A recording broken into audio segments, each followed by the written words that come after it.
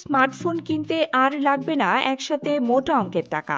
মাত্র ৫ থেকে ৬ হাজার টাকায় ফোন, আর সেটিও মিলবে সহজ মাসিক কিস্তিতে।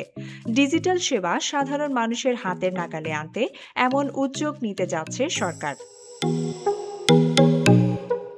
ডিজিটাল বাংলাদেশ থেকে স্মার্ট বাংলাদেশ গড়ার লক্ষ্যে কম দামে স্মার্টফোন সহজলভ্য করার পরিকল্পনার কথা জানিয়েছেন সরকার।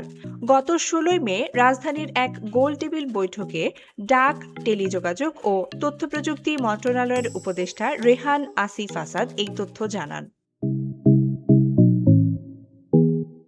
তিনি বলেন, শুধু কম দামে ফোন বাজারে আনাই নয়, গ্রাহকদের জন্য সহজ কিস্তি সুবিধাও চালু করার পরিকল্পনা রয়েছে।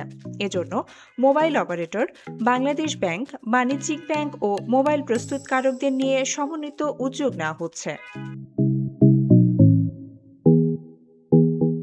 সরকারি পরিকল্পনা অনুযায়ী একজন গ্রাহক মাত্র ১ থেকে ১.৫ হাজার টাকা ডাউন পেমেন্ট দিয়েই স্মার্টফোন ব্যবহার শুরু করতে পারবেন।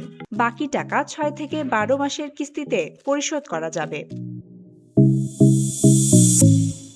মূলত কৃষক, শ্রমিক, রিকশা চালক ও নিম্ন আয়ের মানুষকে ডিজিটাল সেবার আওতায় আনতেই এই উদ্যোগ নেওয়া হচ্ছে। বর্তমানে দেশে স্মার্টফোন ব্যবহারকারীর সংখ্যা এখনও ৫০% নিচে থাকায় সরকার এটিকে ডিজিটাল সংযোগ বাড়ানোর বড় পদক্ষেপ হিসেবে দেখছে।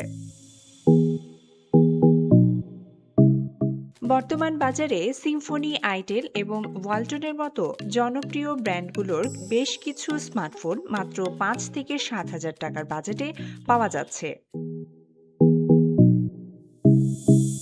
বিন্দু Goswami, desk report, RNB news.